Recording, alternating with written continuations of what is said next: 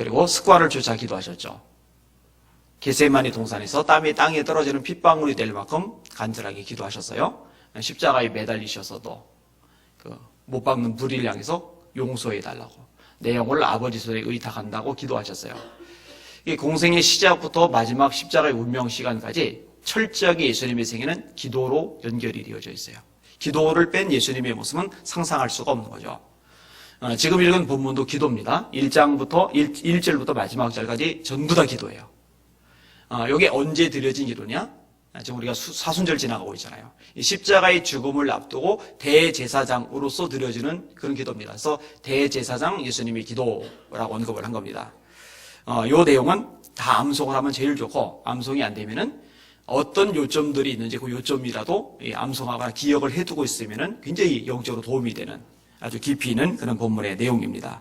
오늘 그 내용을 가지고 함께 말씀을 생각을 해볼 겁니다. 자, 어떤 기도를 드리고 있느냐? 한번 따라합시다. 하나님을 영화롭게 하게 하옵소서. 네, 첫 번째 기도였습니다. 1절을 읽을게요. 시작. 예수께서 이 말씀을 하시고 눈을 들어 하늘을 우러러 이르시되 아버지여 때가 이르렀사오니 아들을 영화롭게 하사 아들로 아버지를 영화롭게 하게 하옵소서. 4절과 5절 시작. 아버지께서 내게 하라고 주신 일을 내가 이루어 아버지를 이 세상에서 영화롭게 하였사오니 아버지여 창세전에 내가 아버지와 함께 가졌던 영화로서 지금도 아버지와 함께 나를 영화롭게 하옵소서. 예수님은 하나님께 영광 돌리는 것, 다시 말해 하나님을 영화롭게 하는 것에 최우선의 초점을 두고 계십니다. 그럼 저와 여러분의 목표도 역시 마찬가지죠. 인간이든 누구든 최우선의 목표는 하나님께 영광 돌리는 것. 너희는 먹든지 마시든지 무엇을 하든지 다 하나님의 영광을 위하여 하라. 저녁 드셨죠? 왜 드셨어요? 하나님의 영광을 위해서. 그렇게 하시는 거예요. 여러분 직장 생활 하시죠? 오늘 직장에서 일하셨잖아요. 왜 일을 해요? 월급 타야, 돈 받아야 처자식 먹여 살리고, 청년들 같은 경우는 나 먹고 살고 통장에 잔고도 생기고. 아니에요. 그래서 직장 생활하는 거 아니에요? 하나님의 영광을 위해서 직장 생활을 하는 겁니다.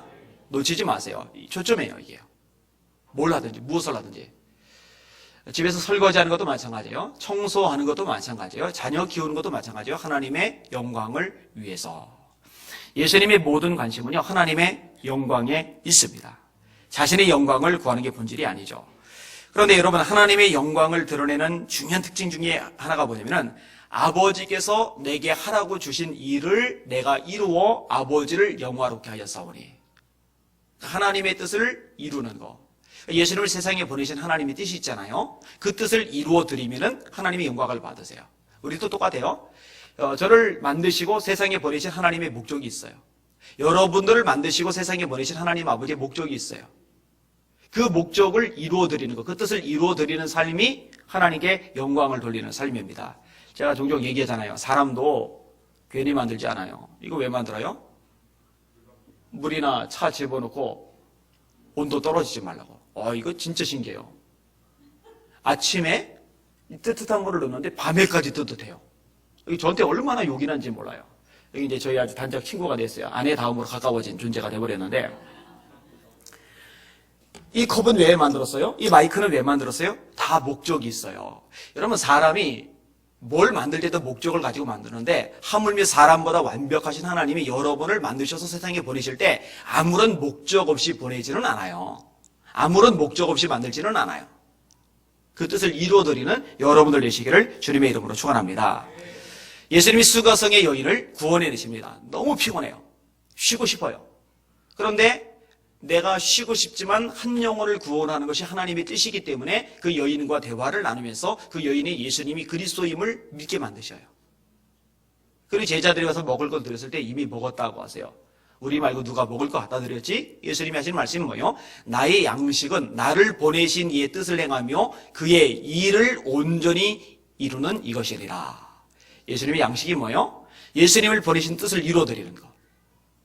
그러니까 밥을 먹고 살아야 사는 것이지, 예수님에게서 삶의 근원이 뭐냐? 당신을 세상에 보내신 하나님의 뜻을 이루어드리면서 사는 것, 바로 그것이라고 예수님을 인식하고 계시려는 거예요. 겟세마네 동산에서 기도하시고 가룟 유다가 무리를 거느리고 예수님을 잡으러 왔을 때 베드로가 말고의 귀를 뵙니다. 그 귀를 고쳐주시면서 주님 하신 말씀도 마찬가지 맥락이죠. 내가 지금 12군단 더 되는 천사 부를 수 없는 줄 아느냐. 그러나 그렇게 하면은 이 일이 있으리라 한 성경이 어떻게 되겠느냐. 그 예수님이 잡혀가셔야 돼요. 그렇게 예언되어 있어요. 고난을 당하셔야 돼요. 그렇게 예언되어 있어요. 그게 하나님의 뜻이에요. 그리고 죽임을 당하셔야만 해요. 그게 예언되어 있어요. 그게 하나님의 뜻이에요. 그러니까 십자가 지는 게 너무너무 싫지만, 너무너무 고통스럽지만, 너무너무 수치스럽지만 하나님의 뜻을 이루어드리는 것이 하나님을 영광스럽게 하는 것임을 알기 때문에 예수님은 기꺼이 그 길을 향해 걸어가시는 거거든요. 여러분, 지금은 17장인데 12장도 마찬가지입니다. 예수님 순환 가까운 시점에서 인자가 영광을 얻을 때가 가까웠도다. 그 맥락도 마찬가지죠. 오늘 본문의 구조가 어떻게 되냐면 아들을 영화롭게 하사 아버지를 영화롭게 하게 하옵소서.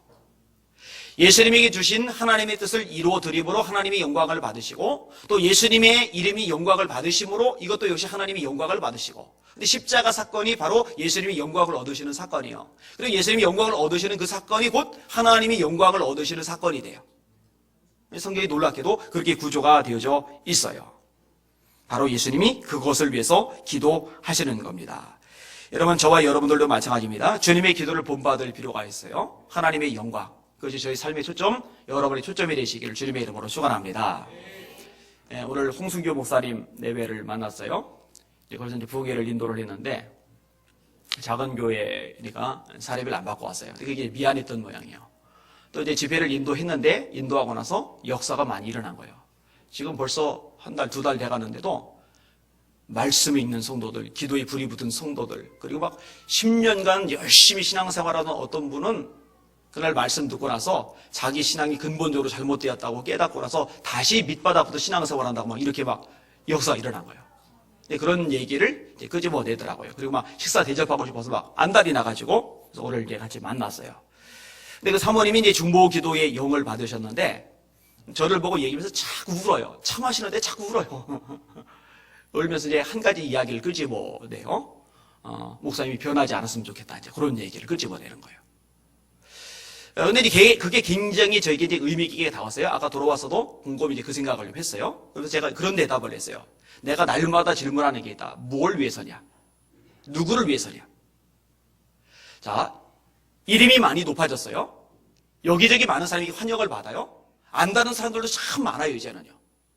그런데 도대체 누구를 위해서, 무엇을 위해서 그 초점이 저에게로 옮겨지면 저는 이민이 끝나는 거예요. 하나님과 상관없는 존재가 되는 거예요. 영성에 대한 인간적인 노하우로 일하는 사람이 되는 거예요.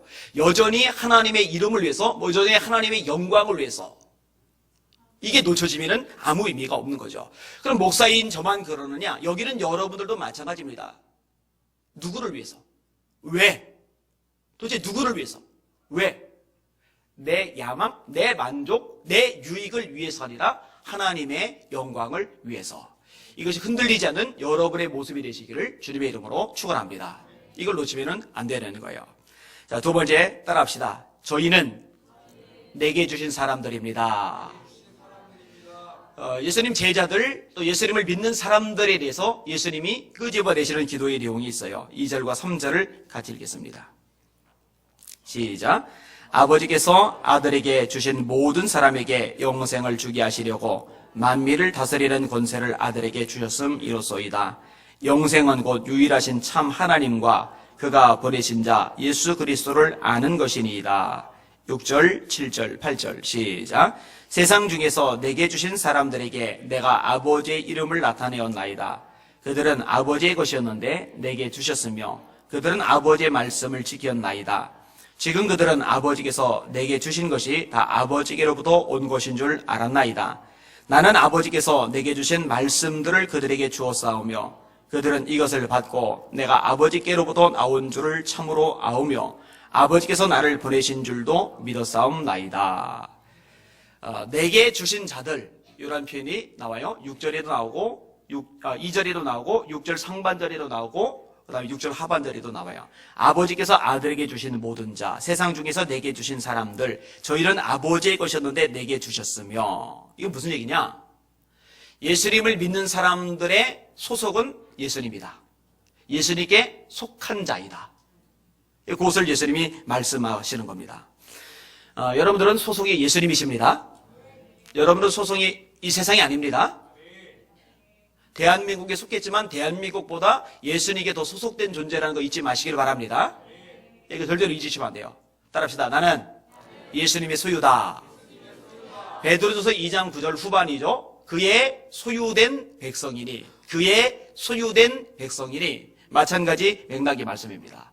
자, 이렇게 예수님께 속하지 않은 사람들은 그럼 어디에 속합니까? 세상에 속하죠. 요걸 다른 말로 하면 마귀에게 속하는 겁니다. 하나님께, 예수님께 속하든지 마귀에게, 세상에게 속하든지 둘 중에 하나입니다. 그 외에 속할 수 있는 영역은 없어요. 다시요. 하나님께 속하든지 예수님께 속하든지 세상에 속하든지 마귀에 속하든지 둘 중에 하나일 뿐입니다. 중간지대는 없어요. 내가 생각하고 내가 결정하고 내 인생 내 마음대로 살아간다고 생각하지만은 아니요. 마귀가 그 목줄을 잡고 있는 거예요. 끌고 다니는 거예요. 그 생각을 조종하는 거예요. 그 인생을 꼭 붙잡고 끌고 다니는 거예요. 이게 마귀의 종로로 타는 거죠. 죄의 종로로 타는 거죠. 이 세상 풍속을 쫓고 곧 공중의 권세 잡은 자를 따랐으니 곧 지금 불순종의 아들들 가운데서 역사하는 영이라. 에베소서 2장의 말씀인데 에베소교회 성도들이 예수님을 믿기 이전의 모습을 묘사하는 거예요. 이 세상 풍속을 쫓고 공중의 권세 잡은 자를 따랐으니 곧 불순종의 아들들 가운데서 역사하는 영이라. 자기 마음대로 산 것 같은데 아니에요. 공중의 권세 잡은 자를 쫓아가는 삶을 산 거예요. 세상 풍속을 따라가는 삶을 산 거예요. 불순종의 아들들 가운데서 역사는요, 마귀의 종로로 타며 산 거예요. 여러분들은 마귀의 종이 아니라 하나님의 소속이 되었음을 인하여서 감사하시기를 주님의 이름으로 축원합니다. 이 부분을 주님이 말씀을 하시는 거예요. 그런데요, 이렇게 소속이 예수님께 돼 있는 사람, 예수님께 속한 사람에게는 특징이 나타나요. 그 특징을 예수님이 기도 중에 언급을 하시는데 어떤 특징이 있느냐? 예수님이 누구신지를 알아요. 오늘 본문에 그 이야기를 끄집어냅니다. 영생은 곧 유일하신 참 하나님과 그의 보내신 자 예수 그리스도를 아는 것이니라. 여러분들 예수님을 아십니까? 정말로 예수님을 아십니까? 예, 예수님을 알아야 돼요. 머리로 지식으로 아는 게 아니에요. 여러분이 체험으로 알아야 돼요. 그게 예수님께 속한 사람의 특징입니다. 여러분 예수님을 알아야 돼요. 여러분 제가 수없이 말하잖아요. 시험 들어서 교회를 떠나는 게 아니에요. 사람 때문에 교회를 떠나는 게 아니에요. 이런저런 사건 때문에 교회를 떠나는 게 아니에요. 딱 하나예요. 예수님을 모르기 때문에 교회를 떠납니다. 예수님이 누군지를 안다. 예수님 그분이야말로 아버지께 이르는 유일한 길이고 예수님 그분이야말로 내 죄를 해결할 수 있는 유일한 분이고 예수님 그분이야말로 우리가 영생을 소유하게 하는 유일한 분이라는 거, 이거를 제대로 알면은요, 그 예수님을 놓을 수가 없어요. 놓으면 지옥인 걸 아니까, 놓으면 심판인 걸 아니까, 영벌인 걸 아니까 절대로 예수님 못 놓습니다. 직장 때문에 바빠서가 아니에요. 먹고 사는 게 힘들어서가 아니에요. 사실은 본질은 딱 하나예요. 예수님을 모르는 거예요. 예수님을 알면은 절대로 예수님보다 다른 것들이 우선시 될 수가 없어요. 그거 불가능합니다. 놓치지 마시길 바랍니다. 영생은 곧 유일하신 참 하나님과 그의 보내신 자 예수 그리스도를 아는 것이니라. 이게 예수에게 속한 사람의 특징입니다. 그 다음에 또 하나의 특징이 뭐냐? 말씀을 지키는 거죠. 말씀을 지키는 거죠. 그들은 아버지의 것이었는데 내게 주셨으며 그들은 아버지의 말씀을 지키었나이다. 나는 아버지께서 내게 주신 말씀들을 그들에게 주어서 하며 그들은 이것을 받고, 자, 말씀을 받아들였다. 8절. 말씀을 지키나이다. 6절.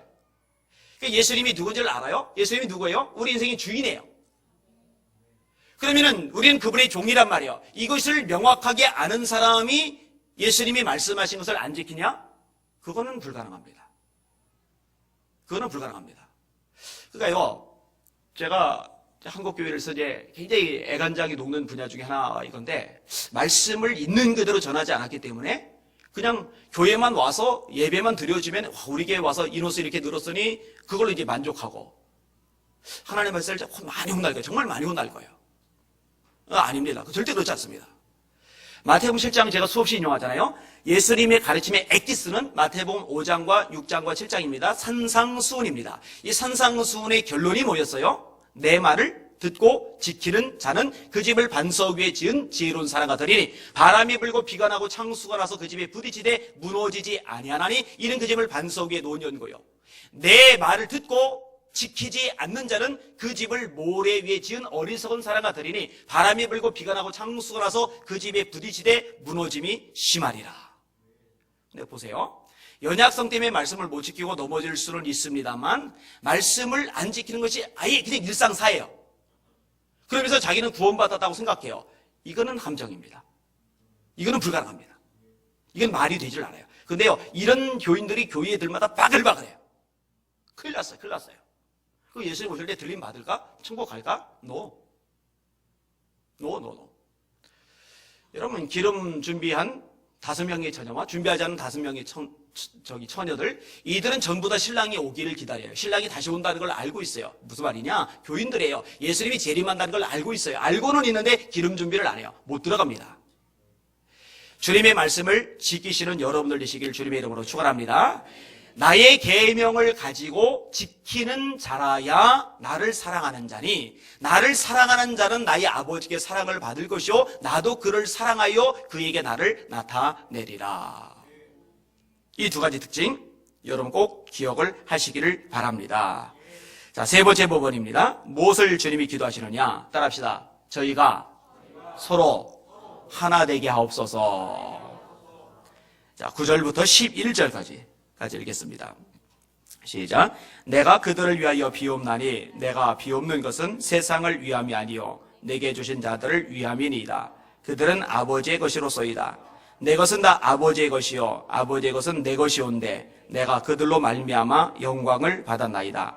나는 세상에 더 있지 아니하오나 그들은 세상에 있사옵고 나는 아버지께로 가옵나니 거룩하신 아버지여 내게 주신 아버지의 이름으로 그들을 보존하사 우리와 같이 그들도 하나가 되게 하옵소서. 자, 예수님의 궁극적인 관심은 당신을 믿고 따르는 당신의 백성들에게 향해 있어요. 예수님 공생의 기간에 역점을 두신 것은 제자들입니다. 제자들.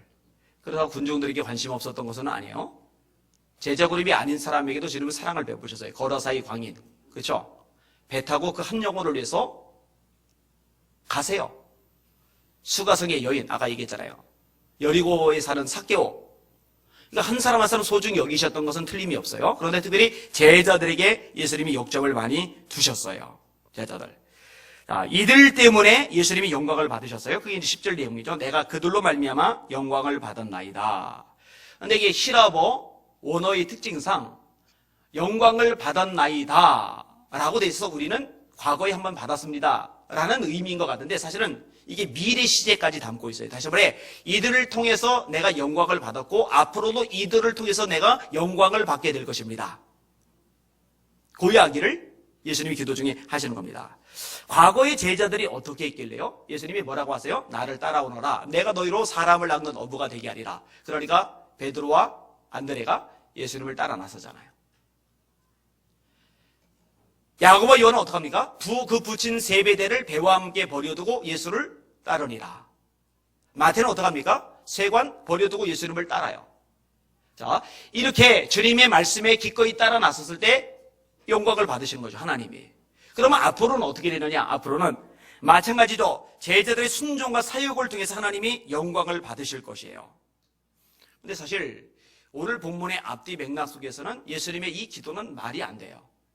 왜냐면 제자들은 너무 실패를 잘하거든요. 너무 잘 넘어지거든요. 너무 덤벙대거든요. 게다가 예수님이 잡혀가실 때 다 도망가거든요. 다 버리고 도망하니라. 오합지절이에요. 오합지절. 그러나 예수님은 그들 속에 있는 가능성을 보시는 거죠. 그리고 결국은 스스로 목을 메고 자살했던 가룟 유다를 뺀 나머지 11명의 제자들은요. 사도 요한, 가장 늦게까지 살아남아서 요한계시록을 썼던 사도 요한을 빼고요. 전부 다 순교를 나갑니다. 첫 번째 순교자는 야고보 사도였죠. 그리고 그들 때문에 하나님이 영광을 받으셨어요. 근데 그런 얘기가 오늘 기도 속에 담겨져 있는 거예요. 그런데요. 그런 제자들, 그들 중에 영광 받을 하나님을 염두에 두시면서 주님이 정말로 간절하게 원하시는 소망이 한 가지가 드러나는데 나는 갑니다. 더 이상 세상에 있지 않습니다. 근데 세상에 누구를 남겨놓느냐? 제자들을 남겨놓는 거예요. 그럼 이 제자들이 어떻게 되길 원하느냐? 우리와 같이 저희들도 하나가 되게 하여 주시옵소서. 이것이 예수님의 간절한 소망입니다. 제가 이제 끊어서 읽었습니다만 이 뒷부분에 보면은요, 그렇게 기도하시는 이유가 나와요. 하나가 될 때 세상이 하나님이 예수님을 세상에 보내신 줄 알게 된답니다. 다시요. 성도들이, 하나님의 백성들이, 하나님의 종들이 하나가 될 때 그런 하나된 공동체를 보면서 세상이 예수님이 어떤 분인지 알게 돼요. 어떤 분이냐? 하나님이 예수님을 보내신 바로 그 예수님이라는 걸 알게 된다는 거예요. 그럼 거꾸로도 해석이 됩니다.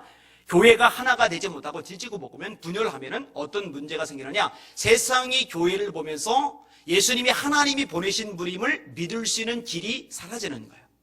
그 빛이 가리워지는 거예요. 여러분, 그래서 지금 세상 사람들이 주님을 만나는 길이 많이 박탈된 거예요. 왜냐? 지지고 볶는 데가 너무 많아서요. 너무 많아서요. 이런 얘기 잘 안 꺼내려고 하는데, 저희 강북제일교회라고 있어요. 황영태 목사님이 담임이셨죠. 10,000명이 넘는 교회, 굉장히 건강하던 교회입니다. 제가 그 교회 얘기를 얼마 전에 자세히 들었어요. 그 전임 목사님이 병으로 쓰러지셨어요. 설교를 잘못해. 이럴 정도로. 그런데 그 교회 장로님들이 얼마나 그 목사님을 극진하게 이렇게 섬기는지 몰라요. 계속 기다리면서. 나중에는 말을 하긴 하는데 여전히 떠듬떠듬. 그런데 1부, 2부, 3부 이렇게 하니까 목사님이 힘들잖아요. 그래서 장로님들이 목사님 외국에 나가 계세요. 그리고 억지로 강제로 애국에 보내놓은 다음에 목사님이 나가 있는 동안에 교회를 크게 건축한 거예요. 그래서 왜냐면 한 번에 다 모여서 예배드리면 목사님이 덜 피곤하실까 봐. 그래서 5,000석으로 교회를 지었는데 그 교회가 10,000명이 넘어간 거예요. 그리고 이제 후임자가 왔죠. 근데 후임자가 오고 나서 이제 교회가 내분이 생긴 거예요. 근데 이제 수석 국면에서요. 어쨌든 법원에서는 그 황 목사님 편을 들어줬어요. 그 목사님을 따르는 분들 몇천 명 돼요. 나가서 예배를 드렸고 나머지 사람이 거기서 이제 예배를 드렸었는데 그냥 몇천 명 되니까 그들 데리고 그냥 교회를 세우면 되잖아요. 그 재산 가치가 어마어마하더라도 그냥 마음 비우고 그들 데리고 목회를 하면 되잖아요. 밀고 들어왔어요. 얼마 전에. 이 밀고 들어온 것 때문에 제가 그분에 대한 존경을 접었어요. 이것 때문에 싸움이 다시 벌어져요. 그 지역에 있는 사람들이요 다 설레설레. 제 아내의 사촌이 그 교회를 다녔었는데 그 교회 나왔죠. 많이 나가죠 지금. 예배 드리는 장면 사진으로 봤는데 텅 비었죠 지금.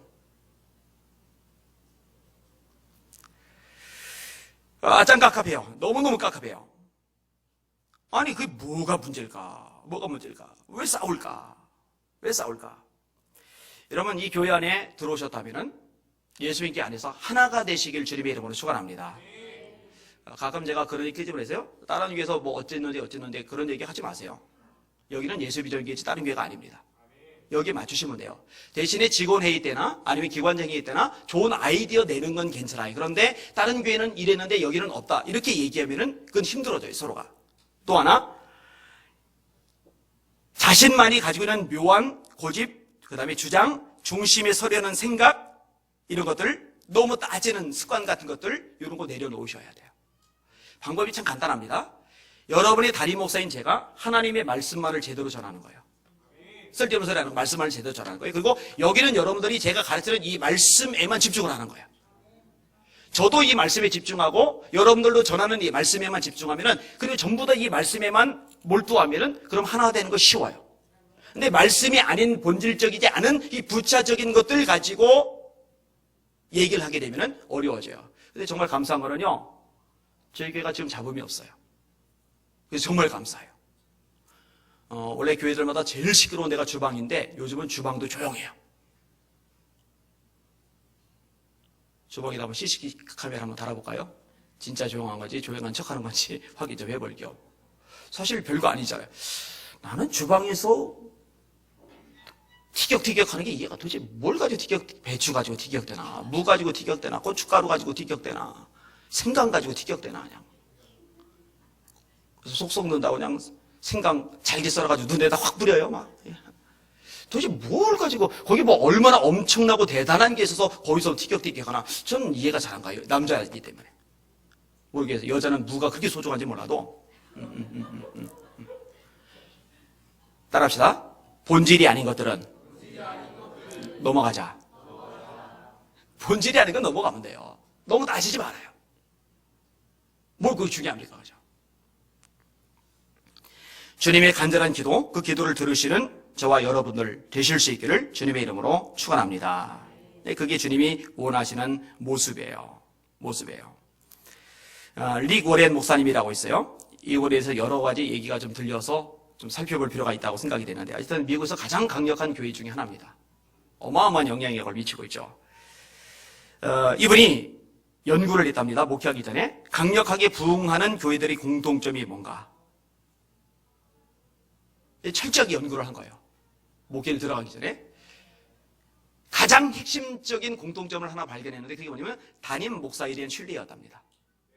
근데 그걸 들으면서요, 제가 맞다고 생각이 들었어요. 그렇죠. 만약에 성도들이 담임 목사에 대해서 신뢰하는 마음이 없다면 그 교회가 어떻게 부흥할까? 어떻게 담임 목사가 뭐 하자고 할 때 한 마음에 대해서 같이 따라가고 움직이고 열정을 낼 수가 있을까? 맞다는 생각이 들었어요. 근데 이제 그 신뢰는 사실은 이제 말씀에 근거를 해야 되는 거죠. 그래서 아까 제가 말한 거예요. 이 말씀에 어긋나지 않는 거. 이걸 있는 그대로. 그러니까 담임 목사 혼자의 생각, 이론, 철학, 사상, 자기 경험, 자기의 고집을 내세우는 게 아니라 하나님의 말씀에만 인생과 목숨을 거는 거고 성도들은 거기에 따라오는 거고. 그렇게 하나가 되는 거죠. 그러면 교회는 튼튼해지는 거예요. 그리고 이제 교회를 넘어서 사실 하나가 되어야 됩니다. 이것도 제가 가슴앓이하며 기도하는 것 중에 하나입니다. 한국교회 연합을 해서 기도 많이 하셔요. 사실은요, 자기 욕심을 버리면 돼요. 자기 이름 안 드러나도 괜찮잖아요. 그런데요, 자기 이름이 안 들어가고 자기 순서를 안 늦으면은요, 참석을 안 하는 분들이 있어요. 그건 바람직하잖아요. 안 드러나면 어떻고, 순서 없으면 어때요? 한국교회 전체를 위해서 유익하다 그러면은 하나 돼서, 연합돼서 같이 움직이면 되는 거거든요. 이런 부분이 필요하다고 확신합니다. 자, 네 번째 부분입니다. 따라합시다. 기쁨을 충만히 가지게 하소서. 13절 말씀입니다. 시작. 지금 내가 아버지께로 가오니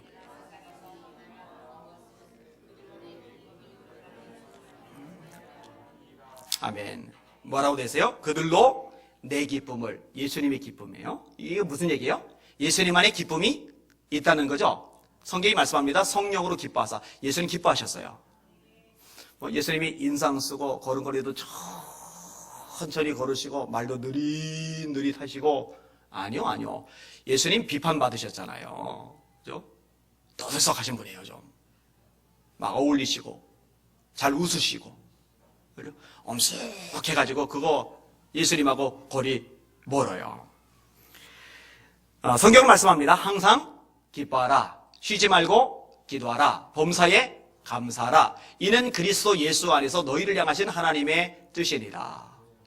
십자가의 죽음을 앞두신 예수님께서 이제 제자들을 두고 믿는 성도들을 두고서 이제 떠나가셔야 되는데, 그 긴박한 상황 속에서 드리는 기도 중에 하나가 뭐냐? 내 기쁨을 저희 안에 충만히 가지게 해 주옵소서. 그 예수님의 소원인 거예요. 여러분 기쁘게 사는 거. 여러분 기쁘게 사는 거. 웃어요 좀. 왜 제가 설교하는데 인상스러운 사람이 있어요? 웃어요 좀, 웃어. 빵긋빵긋 웃으면서 말씀 전하면 웃으면서 아멘 이렇게 받아서 그렇죠? 아멘. 그렇게 하시길 바랍니다. 빌립보서 3장 1절이 이렇게 말합니다. 종말로 나의 형제들아, 주 안에서 기뻐하라. 같은 말을 쓰는 것이 내게는 수고로움이었고 너에게는 안전하니라. 이 말을 왜 썼냐? 같은 말을 하는 게 수고로움이 없다. 왜냐면 이 말을 계속 하거든요. 또 하고 또 하거든요. 치매 걸린 노인네도 아닌데, 녹음기도 아닌데, 앵무새도 아닌데 기뻐해라, 기뻐해라, 기뻐해라. 이거를 빌립보서 4장밖에 안 되는 짧은 서신에서 13번이나 얘기하거든요. 주 안에서 기뻐하라. 같은 말을 쓰는 것이 내게는 수고로움이었고 너에게는 안전하니라. 나 같은 말 쓰는 거 절대로 수고 아니야. 나 괜찮아. 그리고 그게 너에게 안전해. 기뻐해. 기뻐해. 기뻐하며 살아야 돼. 여러분, 기뻐하며 산다라는 얘기는요, 무슨 얘기냐면요, 하나님께 나의 전 존재를 맡겨드리고 산다는 얘기입니다. 여러분의 인생이, 여러분 인생의 주인이 여러분이 돼서 여러분이 고민하고 여러분이 해결하고 여러분이 뚫고 나가고 여러분이 뭔가 이루려고 하면은요, 스트레스 받을 것밖에 없어요. 얼마나 고민거리가 많고 문제거리가 많고요, 난관들이 많습니까? 그럴 일 다 맡겨버려서 예수님의 손에 올려드릴 때 비로소 기뻐하는 삶이 가능해요.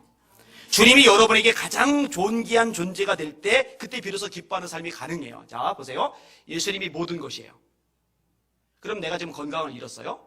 건강을 잃었지만 난 모든 것을 가지고 있어요. 예수님이 계시니까. 근데 건강이 내 인생에 가장 중요한 거예요. 그럼 건강 잃으면은 너무 중요한 게 사라졌기 때문에 기쁠 수가 없는 거예요. 돈이 내 인생의 목적이에요. 그럼 돈이 안 들어오면요, 지금 인생에서 가장 중요한 게 내가 사라진 거예요. 그거 기쁠 수가 없어요. 근데 예수님이 내 인생의 모든 것이 되면은요, 내가 지금 돈이 없어도 모든 것을 나는 가지고 있기 때문에 기뻐할 수가 있는 거예요. 그러니까 이 초점이 어디에 가 있는지를 점검해보는 좋은 바로미터가 뭐냐면요, 기쁨입니다. 기쁨. 성령의 9가지 열매, 얼마나 귀한 열매입니까? 이 열매를 반드시 맺어야 되는데 그 열매 가운데 하나가 희락인데 그 희락이 기쁨이에요. 기쁨. 제가 빈말로 중직자들 인상 쓰고 다니면 사임해야 된다고 괜히 끄집어내는 게 아닙니다. 그건 믿음의 문제예요. 믿음의 문제. 본질적인 문제입니다. 하박국이 이렇게 노래를 합니다. 비록 무화과나무 잎이 무성치 못하며 감람나무의 수출이 없으며 밭에 식물이 없으며 우리의 양이 없으며 외양간이 소가 없을지라도 다 망했죠. 나는 여호와로 인하여 즐거워하며 내 구원의 하나님을 찬송하리로다. 여호와는 나의 힘이시라 나의 발을 사슴과 같게 하사 나로 나의 높은 곳에 다니게 하시리로다. 여러분, 이 기쁨을 회복하실 수 있기를 주님의 이름으로 축원합니다. 이것을 위해서 기도하셔요. 기도하셔요. 제가 좀 긴 내용인데 이 글 읽어드릴게요. 어떤 여자분이 쓴 글이에요. 잘 들어보세요. 참담한 심정으로 나는 병실 앞부분을 참담한 심정으로 나는 병실 침대 옆에 서서 그 노래를 들었다. 텅 비다시피 한 주차장에 차를 세우고 나는 병원 입구를 향해 걷기 시작했다. 죄송합니다. 끊어 읽을게요. 텅 비다시피 한 주차장에 차를 세우고 나는 병원 입구를 향해 걷기 시작했다. 여미지 않은 코트자락에 살을 에이듯 찬바람이 펄럭였다. 목에 와닿는 차가운 공기를 느끼고 싶었다. 머리 위로 낮게 깔린 잿빛 구름으로 봐서 금방이라도 쏟아질 것 같은 눈이 나한테 펑펑 내리기를 원했다.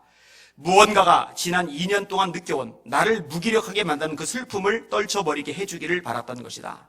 그날은 크리스마스 이브였고 나는 친구인 나오미를 위로하려고 찾아가던 중이었다. 이제 12살밖에 되지 않은 나오미의 외아들인 지미가 암과 용감히 싸워오다 결국 혼수 상태에 빠졌다. 나오미는 내가 40일에서 사귄 첫 친구였다. 남편인 밥과 내가 그곳에 이사간 지 8개월 정도 되었을 때였다. 나오미와 같은 아파트에 살았기에 우리는 그녀를 자주 볼 수 있었다. 그녀가 기타를 치면서 부르는 노래를 들을 때면 나는 어렴풋이 마음이 평안해지곤 했다. 얼어버린 진창에 미끄러지며 병원 계단을 올라가서는 엘리베이터를 타고 소아과 병실이 있는 층으로 올라갔다. 깜빡거리는 전구들과 반짝이는 장식품들이 걸려있는 커다란 크리스마스 트리가 로비에 서 있었다. 간호사실에는 환자 가족들이 감사의 마음으로 선물한 식품 바구니들이 줄지어 있었다. 라디오에서는 크리스마스 캐롤이 부드럽게 흘러나왔다. 왜들 이렇게 유난을 떤담? 나는 속으로 생각했다. 병원 주위에서 묻어나는 슬픔과 고통이 된다면 그런 크리스마스 기념품들은 부질없어 보였다.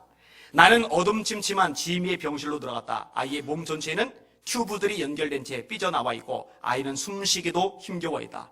심장, 박동, 모니터는 계속 삐삐 소리를 냈다. 침대 맞은편 벽은 크리스마스 카드들로 장식되어 있었다. 나오미는 창가에 서 있었고 뒤편에 있는 의자 위에 그녀의 기타가 올려져 있었다. 나는 다가가 나오미를 안아주었다. 다른 사람들은 다 어디 갔어? 내가 물었다. 나오미의 친척들이 번갈아가며 지미 곁을 지키고 있었다. 잠시 쉬고들 있는 중이야. 남편하고 크리스마스 파티에 간다고 하지 않았어? 파티는 그다지 내키지 않고 또 네게 같이 있어줄 사람이 필요할 것 같아서 말이야. 나오미가 나를 보며 희미한 미소를 짓더니 두 눈을 감았다. 나는 하늘에 낮게 드리운 구름들을 내다보았다. 너무 짙은 구름이 드리워져 있어 도무지 하늘을 뚫고 들어갈 수 없는 것처럼 보였다. 심지어 기도마저도. 하여튼 하나님께서는 내 기도를 듣긴 하시는 건지 의심스러웠다. 내가 잉태했던 아기를 두고 그렇게 간절히 기도드렸는데도 결국 응답을 못 받지 않았던가. 남편과 내가 그토록 심사숙고해서 골랐던 아기 침대, 옷장 맨 위 선반, 눈에 안 띄는 곳에 넣어둔 장난감들, 혼자 속삭여봤던 아기의 이름들, 그 이름들을 큰 소리로 불러볼 날이 오기를 얼마나 기다렸는데 2년 전 내가 임신했을 때 난 정말 뛸 듯이 기뻤다. 그러나 어느 봄날 의사는 내게 8개월 동안 나와 함께 있던 우리 아기가 숨졌다는 슬픈 소식을 전했다. 그리고 얼마 후 의사는 내가 다시 임신할 가망이 없다고 했다. 결코 일어날 수 없는 일이 일어나기를 부질없이 기다리며 텅 빈 아기 침대를 바라볼 때마다 내가 느끼는 외로움을 어느 누가 달래줄 수 있으랴. 아기 예수의 탄생을 축하하는 이 밤에 나는 아직도 우리 아기가 죽은 슬픔에 잠겨 있었고 나오미는 아들을 잃을 처지에 있다는 사실이 너무나도 잔인한 아이러니처럼 여겨졌다. 크리스마스의 기적은 끝나버린 거야. 나오미가 의자에 두었던 기타를 집어들어 감싸더니 생각에 잠긴 채 줄을 퉁겼다. 그러더니 나시나기 누군가라는 찬송을 부르기 시작했다. 찬송이 나올 상황이 아니죠. 그녀의 맑고 감미로운 목소리가 병실 안을 가득 채웠다. 나는 침대 옆에 앉아 지미의 손을 꼭 잡았다.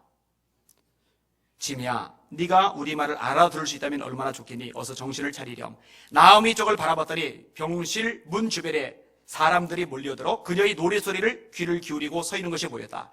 한 여인은 휠체어에 탄 아이의 머리를 쓰다듬으며 서 있었고, 어떤 남자는 팔다리에 정맥 주사가 연결되어 있는 젖먹이 여자아이를 안고 있었다.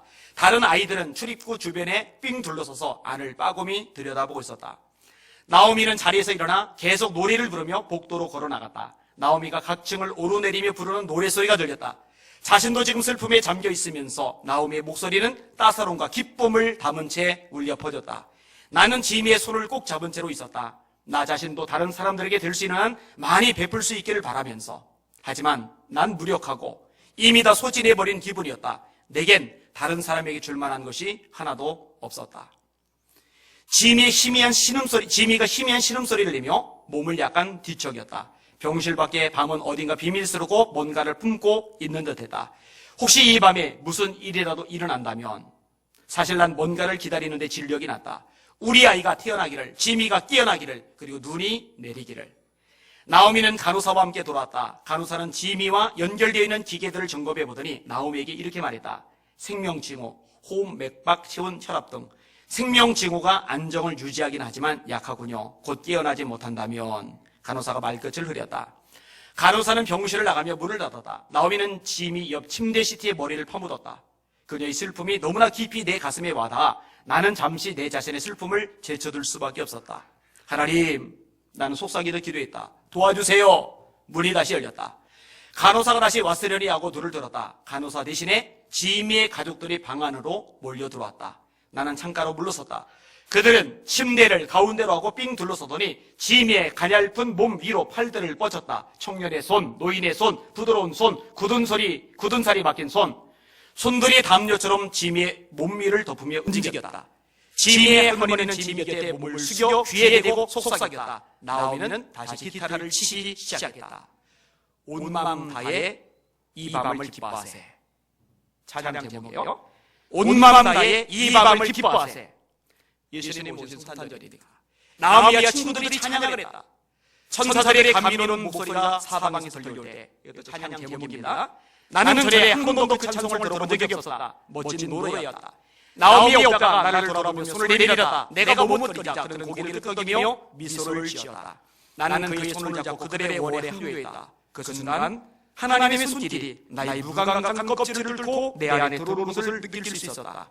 또한 나는 내 마음속의 공허함을 소망으로 가득 채워주시는 것도 느꼈다. 눈이 멀듯 강렬한 빛도 천둥소리도 땅이 흘리는 느낌 같은 것도 전혀 없었다. 하지만 그 순간 나에게는 추운 겨울이 끝나고 있다는 확신이 들었다.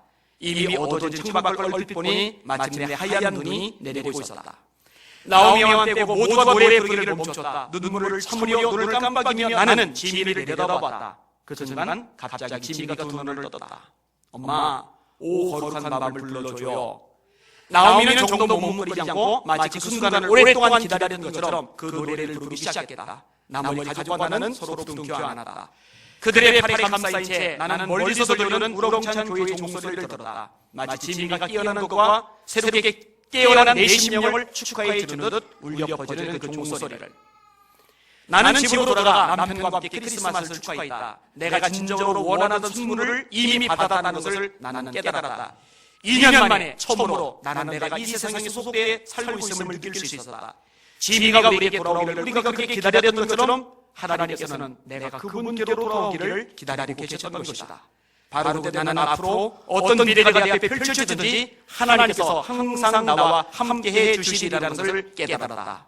그 후 22년이 지난 지금 나는 손을 뻗어 새 아들의 손을 잡을 때면 항상 그때가 떠오른다. 할렐루야. 의사가 다시는 아기를 낳을 수 없다고 했는데 기쁨을 회복하는 순간, 신앙을 회복하는 순간 기적이 일어났어요. 아들들을 통해 하나님께서는 나를 그분의 사랑으로 얼싸안으신다. 나의 마음이 다시금 기쁨을 누릴 수 있게 된 그때가 언제요? 나오미가 죽어가는 아들을 앞에 두고 성탄절에 오신 예수님을 기쁨으로 찬양하는 바로 그때, 나의 마음이 다시금 기쁨을 누릴 수 있게 된 그때, 그 눈먼 크리스마스 이브에 주님께서 나를 안아주셨던 것처럼. 여러분, 성경에 재미난 구절이 있어요. 따라합시다. 하나님을 기뻐하는 것이 너희의 시민이다. 여러분, 솔직히 말해 진짜 소망의 세상은 어디에 있어요? 예수 하는 분, 그분 외에는 없어요. 그분 때문에 기뻐합시다. 그분 때문에 힘을 냅시다. 그분 때문에 담대합시다. 그분 때문에 일어섭시다. 할렐루야! 그렇게 살아가실 수 있기를 예수님의 이름으로 축원합니다. 오늘 이렇게 4가지만 생각해 보겠습니다. 한번 따라합시다. 하나님을 영화롭게 하게 하옵소서. 이 저녁에 왜 오셨어요? 하나님을 영화롭게 하시려고. 그죠? 아멘. 두 번째 따라합시다. 저희는 내게 주신 사람들입니다. 여러분들은 누구의 소유라고요? 예수님의 소유. 예수님의 소유인 사람들의 특징이 2가지라고 그랬어요. 예수님을 알아요. 그리고 그분의 말씀을 지킵니다. 그런 여러분들 되시길 주님의 이름으로 축원합니다. 세 번째 따라합시다. 저희가 서로 하나 되게 하옵소서. 여러분, 웬만한 거 흘려버립시다. 웬만한 거 그냥 확 감아버립시다. 할렐루야! 그런데 소경 되세요. 소경. 확 감아버리세요. 그리고 장점만 보시고 잘하는 것만 보시고 이쁜 것만 골라보실 수 있기를 주님의 이름으로 축원합니다. 혹시 마음속에 누군가 꼴보기 싫은 면상 자체가 스트레스가 되는 그런 사람이 있다면 그 사람 잡아서 그 기도하셔요. 하나가 돼야 교회 하나님이 역사하시고 성령이 강하게 임재하십니다. 아멘. 놓치지 마세요. 마지막으로 따라합시다. 기쁨을 충만히 가지게 하소서. 예수님 때문에 행복하고 살만 나고 기쁨을 되찾는 여러분들이시길 주님의 이름으로 축원합니다. 힘내세요. 주님이 여러분을 너무너무 사랑하세요. 그 주님 안에서 소생하시기를 예수님의 이름으로 축원합니다. 아멘. 기도하겠습니다.